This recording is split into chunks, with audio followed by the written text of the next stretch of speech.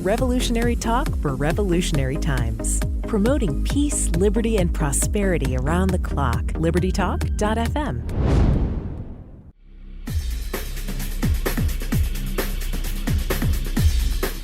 Welcome to Living the Solution with Dr. Elena George. Today we have a return guest, somebody I'm looking forward to speaking with again. She was a wealth of knowledge last time she was on the show. And since that time, I've become a lot more cognizant of EMF and 5G and all the things that we surround ourselves with. I'm actually seeing patients in my practice, and it's been really interesting to educate them and see the difference. And we're going to speak with Miss Cathy Cooke. She's been working as an integrative health coach since 2014. She's a board certified holistic nutritionist with the National Association of Nutritional Professionals, as well as one of the sector's most knowledgeable people on the subject of building biology. And, you know, Ms. Cooke, first of all, I want to thank you for taking the time to come back on the show. But since you were last on, I've really become a lot more aware, and I've taken personal steps towards protecting my health. And I've been able to be actually a sounding board and a wealth of knowledge for my patients. So thank you, because you gave me tools I didn't even know that I could use.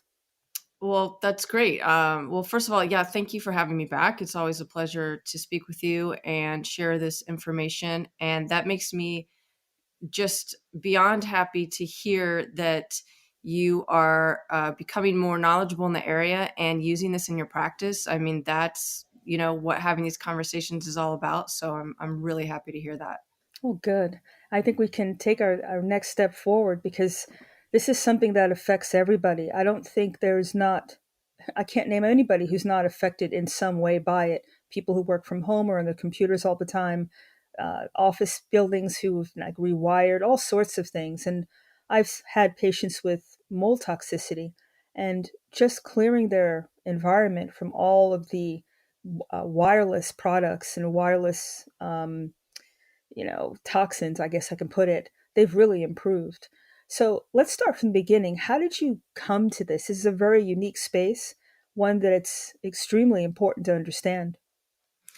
Yeah, well, like many people, I was having my own health challenges. And I had decades of just, these mysterious chronic symptoms that, of course, nobody could figure out.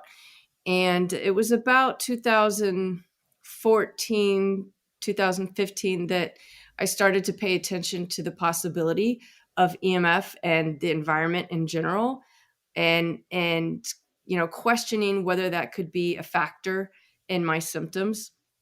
And sure enough, when I did a little test by putting my phone in a drawer for a week and turning off my Wi-Fi, committing to not having any radio frequency for a week, I felt dramatically better within 2 days.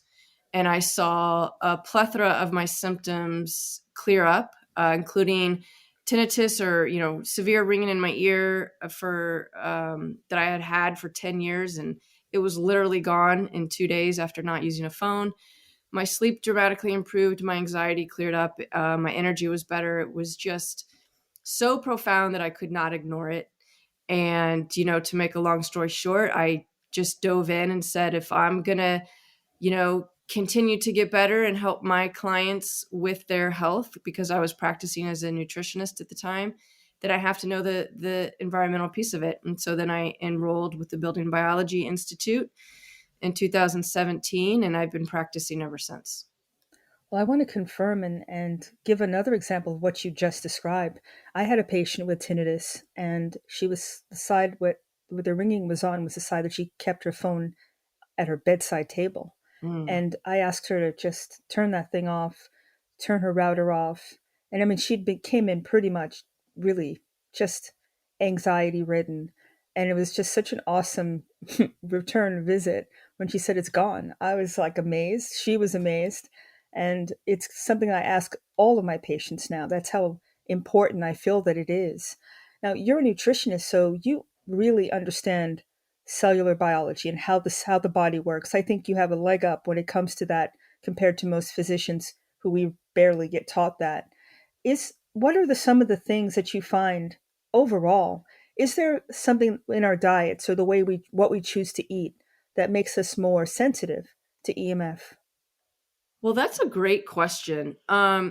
You know, it actually goes a little deeper than diet when we're talking about what we would call precursors to why somebody may feel the electromagnetic fields more than someone else. And diet can play a role in the precursors, but the main ones that I see are fairly significant events in someone's life. So a trauma, that could be a physical trauma like a bump to the head, or concussions, brain traumas, TBIs. They certainly can cause someone to be sensitive. In fact, I know many people that have had just that, a literal bump to the head, and then overnight they became very, very sensitive.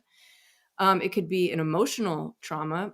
So we all have emotional traumas and adverse childhood events that can cause us to become sensitive. It could be an infection like Lyme disease, SIBO, small intestinal bacterial overgrowth, or other kind of, viral, bacterial, parasitic infection.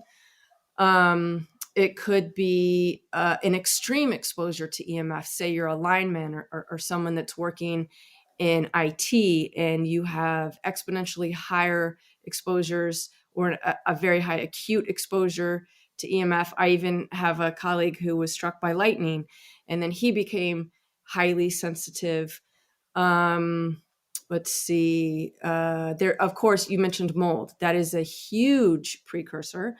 I would say my most severely sensitive clients have had a mold exposure, a pretty dramatic mold exposure, and then they become sensitive after that.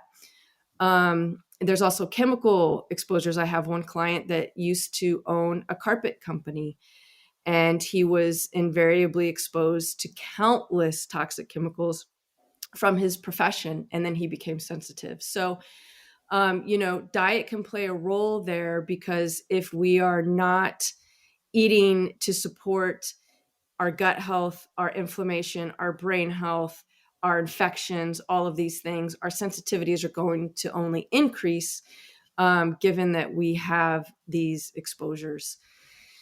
And then there's also the oxidative stress piece. If we're talking only to diet alone, we know that EMF affects us on a cellular level by causing oxidative stress. And so specifically what it does is it artificially opens our voltage gated calcium channels, which can allow a flood of calcium ions into the cell, which we don't actually want. We only want a little bit of calcium on the inside. When we get too much, we get this downstream effect of oxidative stress. So if we're not combating that with a diet rich in antioxidants, and minerals as well, specifically magnesium, then we're not combating the invariable exposure that most of us get on a daily basis. So that's kind of a long-winded answer to your question, as it's multifactorial, but all of these factors play a really important role. I think that was an excellent answer, not long-winded at all. And it's so complex, but it all comes down to energy and voltage. And I think I'm learning a lot more about how the cellular health, viability, longevity, all depends on how much energy it's able to harness, maintain. And I have a question about whether this is like supercharging it and making it become overreactive. But let you answer that when we come back from the break. So let's take our first break. You're living in the solution.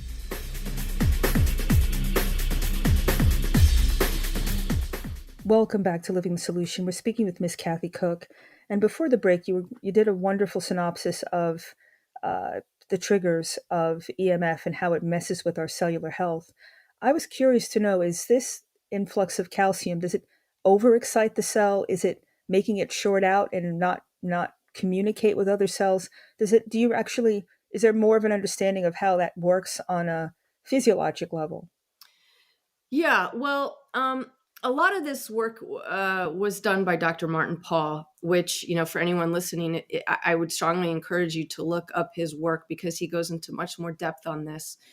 But it's basically that the extra calcium ions will produce peroxynitrite. And then the peroxynitrite can act to induce the oxidative stress, which there is some excitatory factor here because we know that calcium is an excitatory mineral and magnesium would be the opposite. And magnesium also helps to combat what am I trying to say? It works to regulate the voltage gated calcium channels as well. So you do have a little bit of that excitatory factor, but it's mostly this peroxynitrite that is formed, which is going to increase that oxidative stress, which then, I think of oxidative stress or oxidants like a pinball. If you're playing with the pinball machine and the ball is just hitting all the sides really rapidly, going around, kind of banging against everything.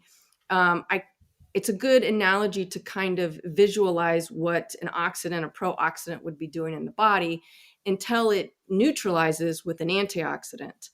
So that could be seen as excitatory in that regard. And it's where these antioxidants come in to help neutralize that. So, if somebody is on their cell phone 24 hours a day and they have Wi-Fi in their house and they're eating fast food and junk food, which so many of us do, you can imagine that there's not only the exposure, but there's no protection at all. It's mineral devoid. It's phytonutrient devoid. And they're just setting themselves up in the perfect storm. Wow. Now, before the break, you were talking about a lot of different processes, a lot of different causes for sensitivity. What are some of the symptoms of electromagnetic frequency sensitivity? Yeah. So the symptoms that I see the most would be similar to what I actually experienced. Insomnia, I would say, is a big one. Anxiety is another one. I would say probably those two are the biggest ones I see. And the issue with that is that, well, there could be so many reasons why someone is experiencing anxiety or poor quality sleep. But those are the acute symptoms that I see. Someone is irritable, they can't really focus, they're cranky. The anxiety is unexplainable. In addition to that, they may be getting heart palpitations. They get the ringing in the ears. If somebody is extremely sensitive, they just get pain. They can walk into a room with Wi-Fi and they will immediately feel pain, like stabbing sharp pain, or they'll get brain fog or headaches. Some people experience muscle weakness, depression. A lot of these vague symptoms that most of us chalk up to something else. It's so difficult to make the connection between this device I'm holding in my hand and the anxiety that I'm experiencing now, because we're never away from the device. So we never experience what it's like to not have that symptom. So it's really difficult, especially with the younger population who have been living with this their entire lives. They've never been away from it. And so they've never really experienced what it's like to not have the symptoms. So those are just, that's a short list. There's definitely more, but I would say those are the main ones. It strikes me that those are some of the main diagnoses that we see in healthcare, and they're all medicated. Right. I mean, there's someone's on 2 or 3 medications for their anxiety, or medications to help them sleep. And I can't imagine that they're actually suppressing this. And I would think at some points they must augment the symptom. And so you need more of the medication to try to really get control of it. It just seems like you're chasing your tail from what you just described. Absolutely. That's exactly what's happening. And I find it really, really heartbreaking when somebody goes through the system and they get put on a medication, when in some cases, all they needed to do was to reduce their EMF exposure and they wouldn't be on a lifetime of pharmaceuticals that they have to depend on, in which case, a lot of times it's not even solving the issue. Like you mentioned, it's exacerbating the symptoms. and then they may be put on other medications to combat side effects, et cetera. It's devastating to me, and not to say that those pharmaceuticals don't have their place, because they certainly can, and many people are certainly getting benefit from them. But in a lot of cases, it's unnecessary, and it's not addressing the root cause. And there really is a simple solution, which I'm, hopefully, by you doing this podcast, we can help more people to understand that. It just strikes me that if we could just work together, the medical side and nutritionists, and just have a whole range of people who have a different frame of reference, that we could all work together. But I think that the healthcare system paradigm has to change. Instead of treating a symptom, we really have to change our mindset to what's the root cause of the problem. Yeah, the medication has its benefit, but not for everybody. And my thing is, why can't we root out all the things like you just described? If that helps the patient, awesome. If they do need to go to a next level with medication, I mean, just imagine how much money we could save, how much morbidity could be, alleviated. It's just, the system is just broken. I don't think there's any way to describe it. Um, on terms of wearables, because that's a huge thing now. People Mhm. sleeping with their watch on to monitor how well they're sleeping. Is that adding to this issue? Yeah, I find the wearables to be such an ironic, discussion, because it's most of them are for health improvement. These rings and watches and necklaces and things that are tracking your biomarkers. The intent is, let's increase our health. Yet we're adding this dose of radio frequency right on our body. And it's just so frustrating to me, um, because it's completely unnecessary.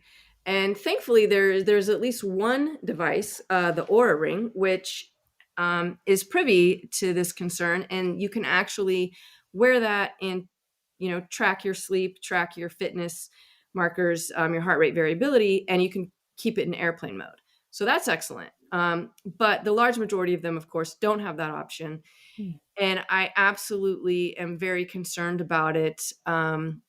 Because it's not only something that's near you, your phone is near you, but this device is on you, and people wear it 24/7. So I'm incredibly concerned about that, as well as these devices like beds. There's many beds now that will track your sleep. And when I test them in people's homes, they're extremely high in radio frequency. I will pick the signal up in the entire house, as well as magnetic and electric fields from the bed. And there these other devices. I mean, there are radio frequency, or quote unquote smart tampons, which horrifies me. That a woman is going to put a radio frequency device in her vaginal canal. I just it's almost laughable, because it's just so horrific. And there's posture devices too. So you can put a little device on your back that sends a signal to your phone when you slouch, so that you stand up straight, or you practice better posture, which the intent is good. But imagine that is sending the frequency directly through your heart, as close to your heart as you can get, to your phone. And I'm so nervous about the long-term effects of these wearables, and I do not recommend them in any cases. Wow. I mean, I didn't even think, really. I forgot about all those smart beds. Um, Hmm. imagine just you're lying, you're bathing yourself literally front and back with one of these. I had no idea you can pick the signal up through the house. That's amazing. Yeah. So I would think there's a possibility, if you're sensitive, your cardiac arrhythmias can happen, all sorts of things, because it's just such a it's not natural. Right. It's exactly right. These are electromagnetic signals that our bodies have not evolved with. So a lot of people like to say, critics like to question me, or question my colleagues about, well, the sun is a form of electromagnetic radiation. What are you worried about? And that is true. The sun is, and the earth has its own Schumann resonance, which is a magnetic field, and there's lightning. So we do have electromagnetic fields that are naturally occurring in the earth, but the ones that we're discussing are all non-native. Our bodies do not know how to handle the input. They are not frequencies that our body has evolved with, and our cells literally don't know what to do with it. So while we do have naturally occurring electromagnetic fields, they're completely different, and they do not have the same characteristics as our man-made EMFs, of which we know without a doubt, because of the many thousands of studies, that there is definitely a biological impact. I mean, that makes perfect sense.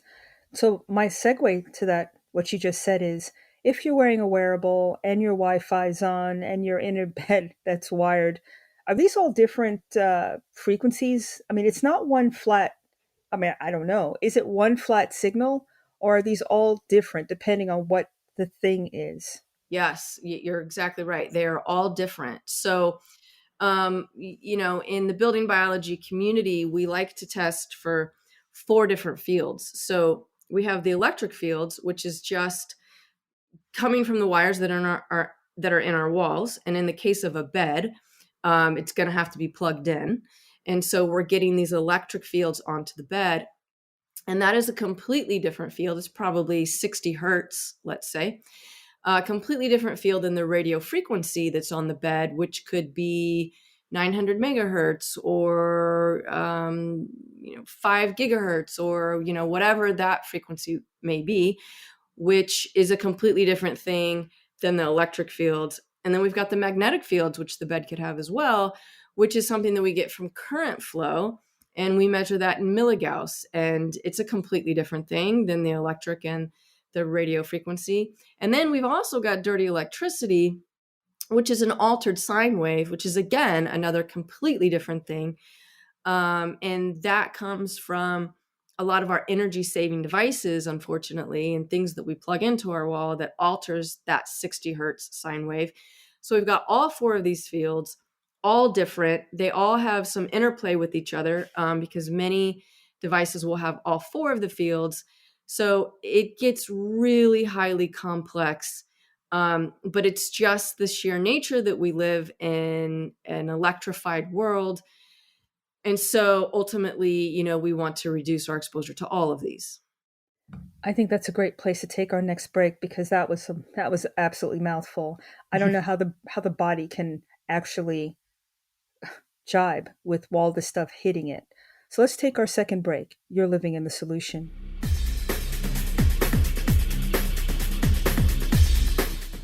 Welcome back to Living the Solution. We're speaking with Miss Cathy Cooke, and you can go to her website, wholehomeandbodyhealth.com, and you can read everything that she's written and also learn about her health coaching.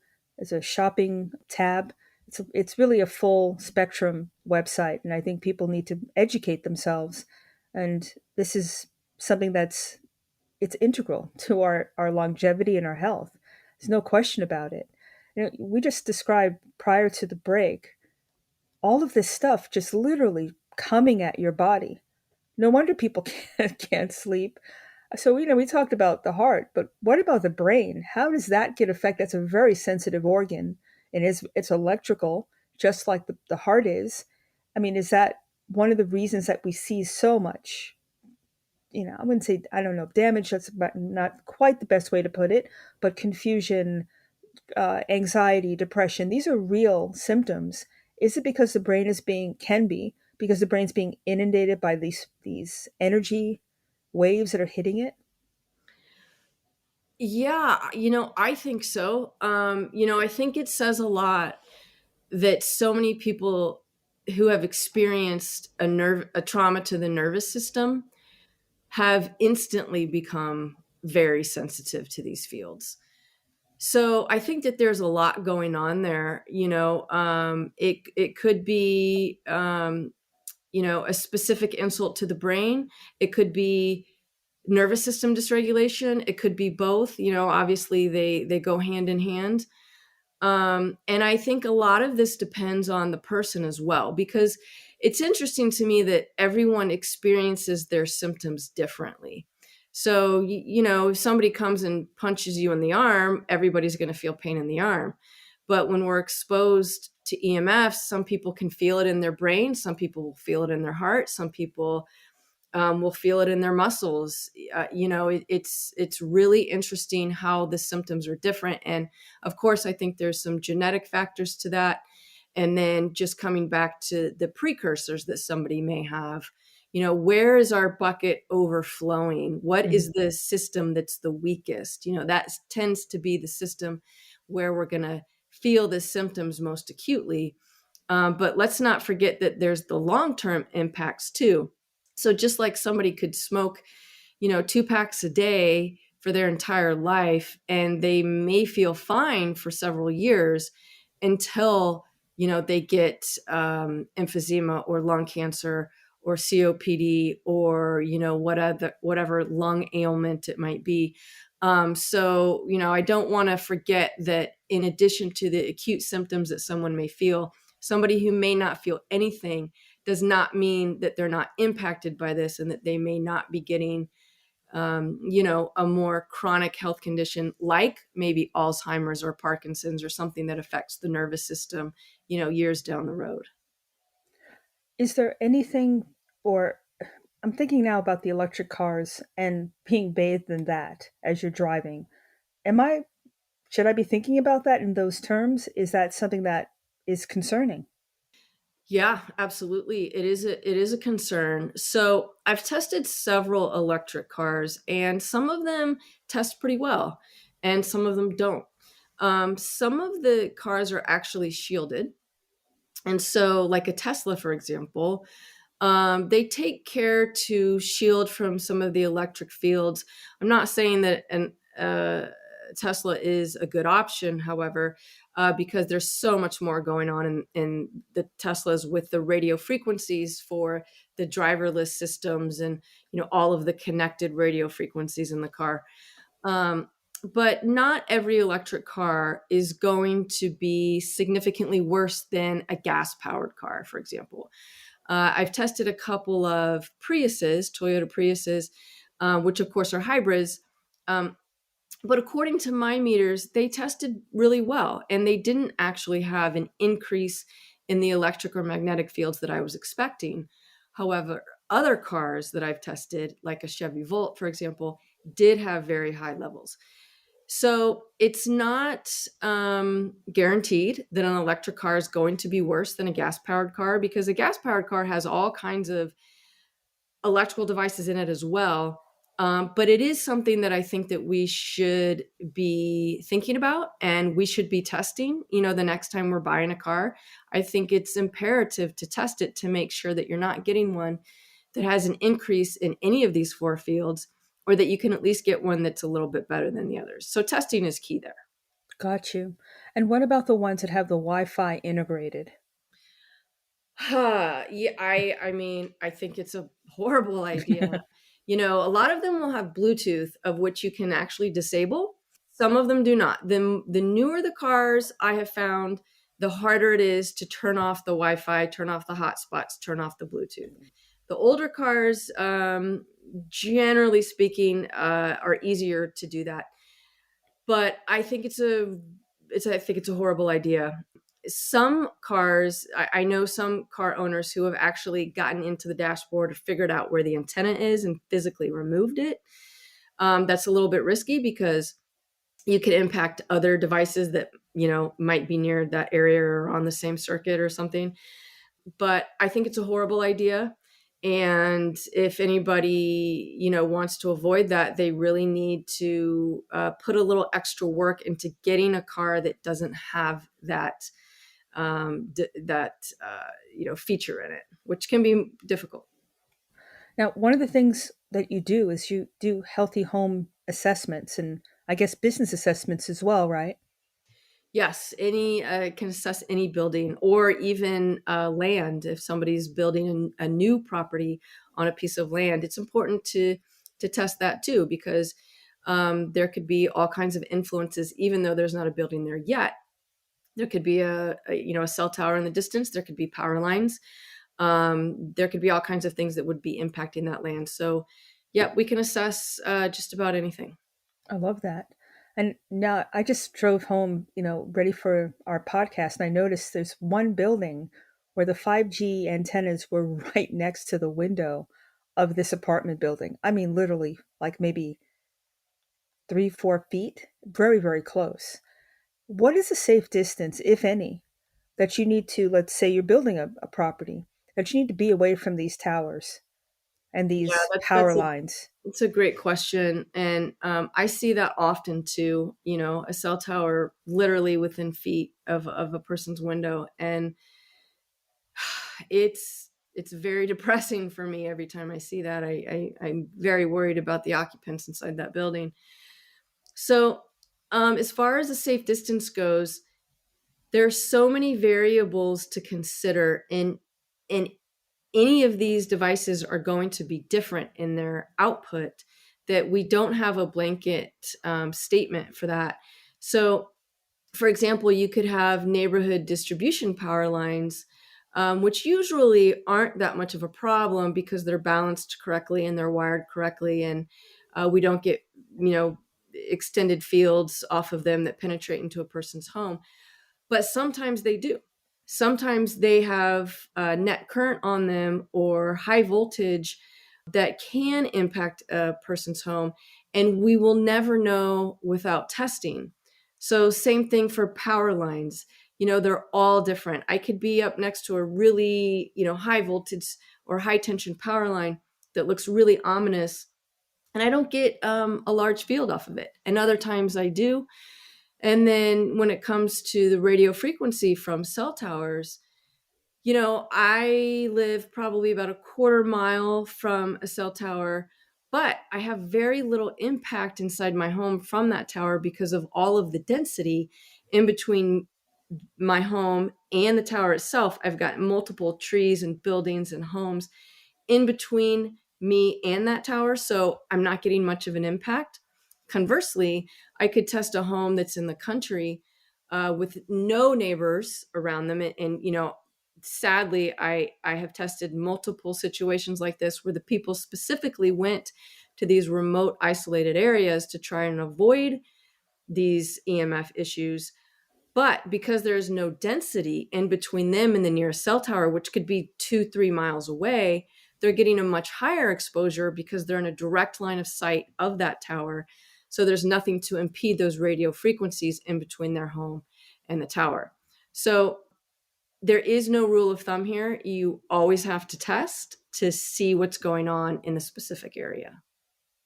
Is there any, like, I understand totally, but that line of sight issue, can you, and does it go through concrete? Does it go through windows? Is there any way that you can shield your location, your your house from Yes. this? Yes, there's multiple ways to shield, and most building materials will have some reduction.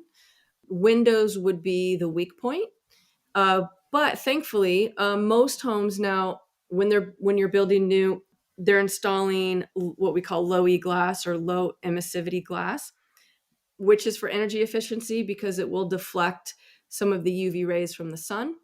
That actually does a pretty good job of blocking radio frequency. So do aluminum window screens. Just like you said, concrete, stone, these will all block radio frequency to some degree. If there is, a stick frame building, which most of us have, that doesn't do a whole lot, but you can paint, you can shield with fabric, there's wallpaper, there's multiple different shielding materials now that you can use if you're in a situation where the radio frequency is a little too high. That does need to be done with the guidance of an expert, a building biologist or an EMF consultant, so that they can guide you in the best ways to do it, because it's not really a DIY kind of a situation, because you have to factor in all of the exposures, the electric fields, the magnetic fields, how to ground it properly, the direction of the radio frequency and how it's hitting your house.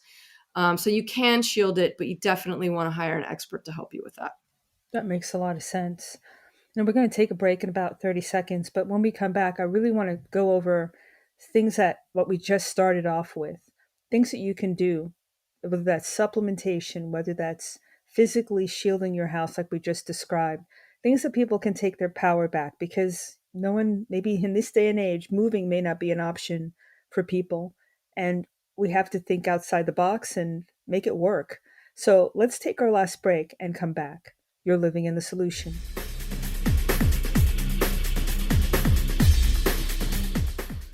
Welcome back to Living in Solution. Again, we're speaking with Miss Cathy Cooke, and again, her website is wholehomeandbodyhealth.com. People need to go there because it's a wealth of information. I'm looking at her website now. There's EMF protection, supplements, all sorts of things, how you can set up an assessment. And that's my question. I know that you're not, I think you're in, is it Idaho? Yep, Idaho. Okay. Do you do anything out of the state?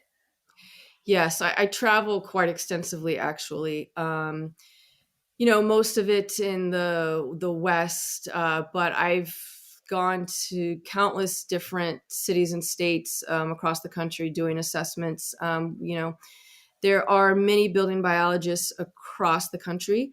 So oftentimes if somebody, it contacts me and they're, in Florida or something, or, somewhere really far away, I like to connect them with an expert that I trust highly and that I know personally.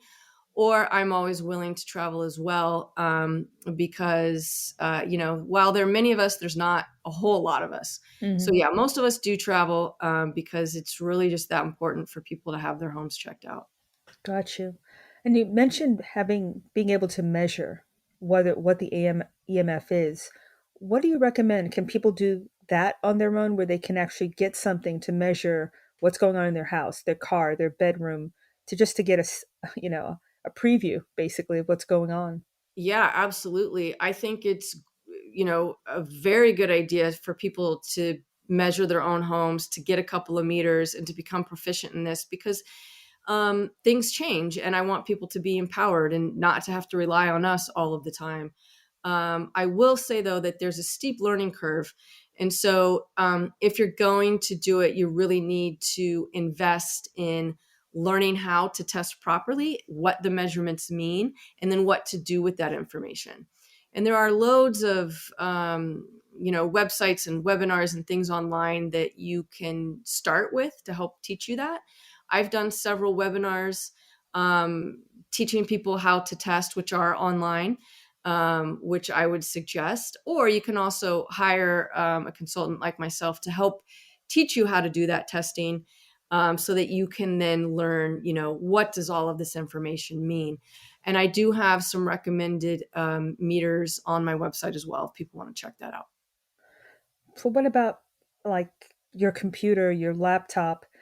Is there something that people can, I know you can, I have like almost like a Faraday kind of bag for my laptop, but is that something that people should consider, literally shielding their electronics if they're not using their cell phone?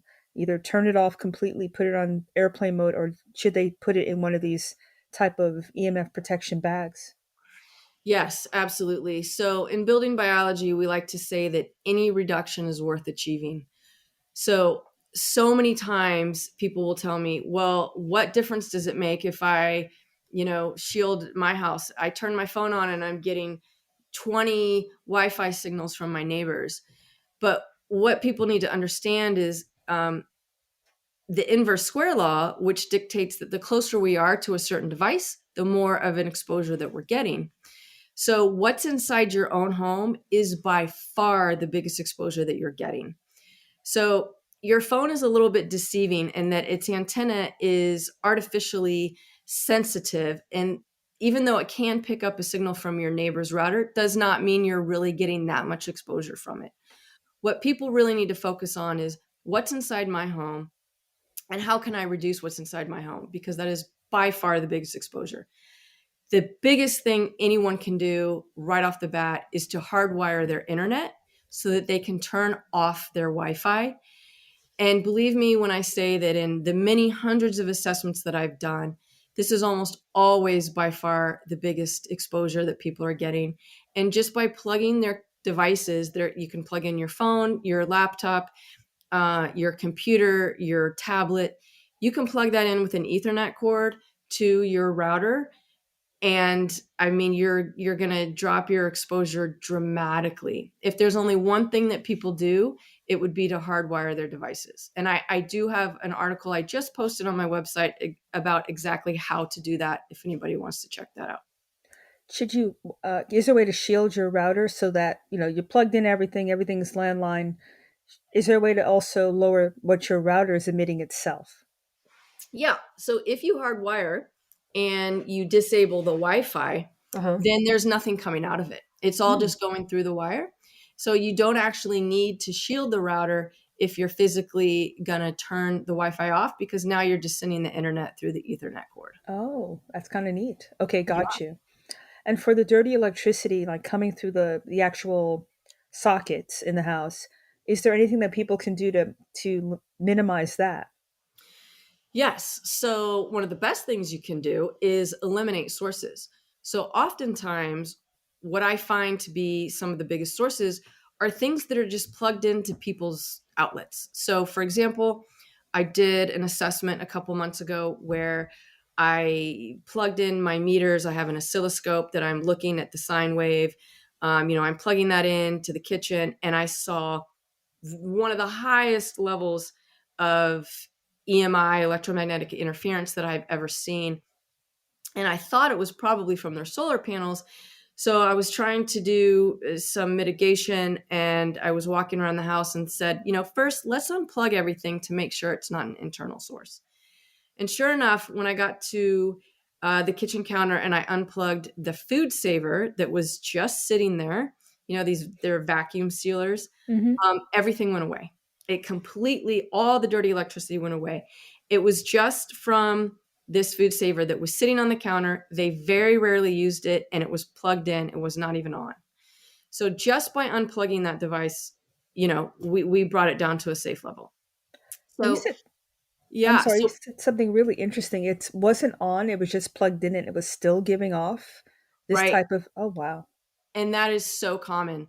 So what I recommend is people unplug the things that they're not using, because you might not know if it's contributing or not. And especially these devices that people rarely use, just keep things unplugged. If you've got an entertainment center with a stereo and a TV and a, gaming system and all these things, put all of that onto a power strip. And then all you have to do is hit the power strip off, and then all of those devices go quiet. And then if you are going to use it, you can turn it on while you use it. But there's no sense in continuing to get exposed to these things constantly just because it's plugged in. So just keep things on power strips, make it really simple for yourself, keep everything unplugged that you're not using, and you're going to reduce your exposure just by doing that. And you'll reduce your utility bill as well, because you are getting charged, you're paying for that power to be plugged in, even though it's not on. That's amazing. And, actually, I'm curious, how far does that, I mean, the meter that you used, were you right on top of it, or it was emanating through the house?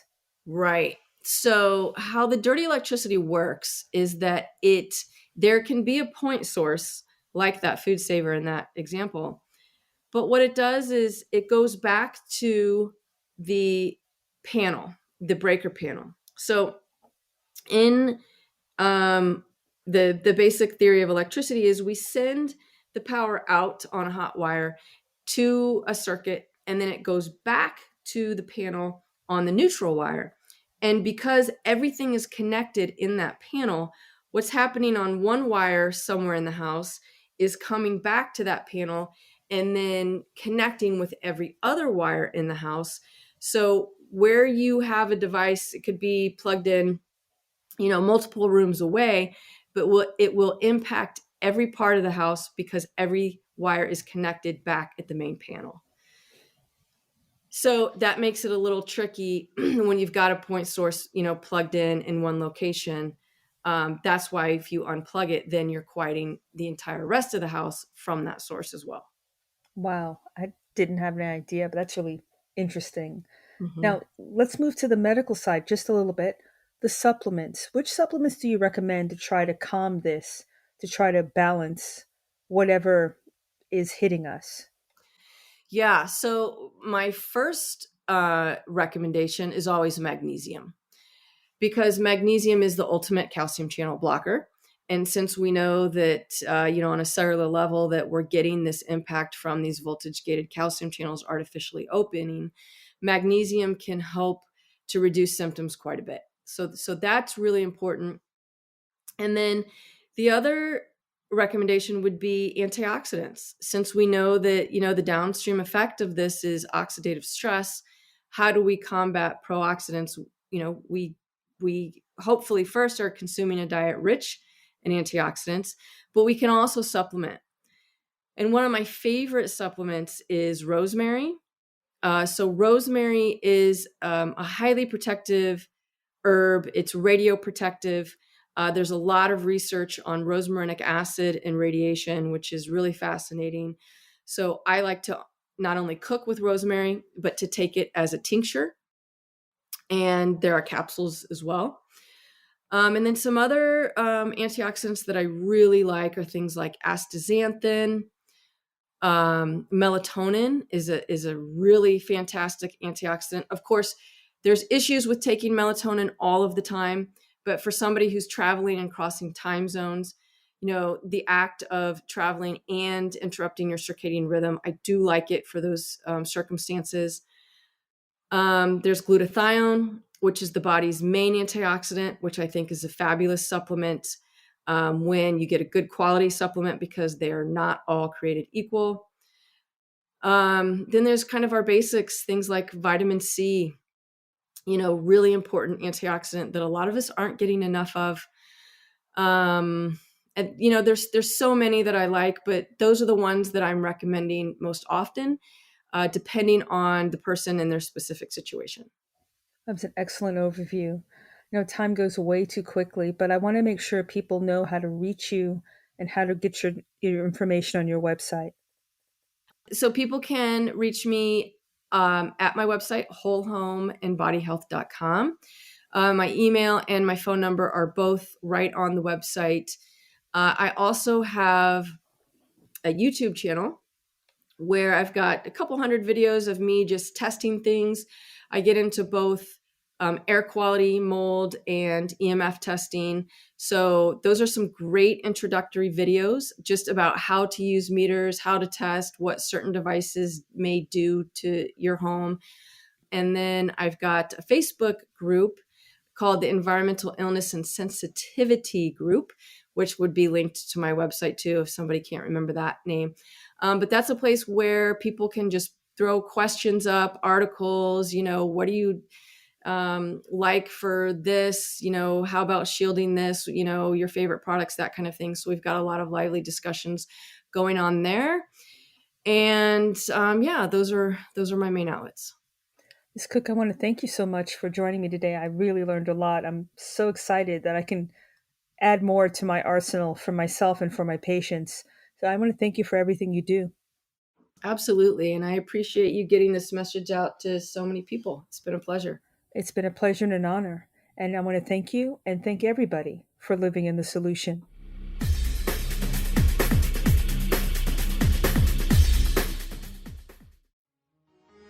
Revolutionary talk for revolutionary times. Liberty Talk FM.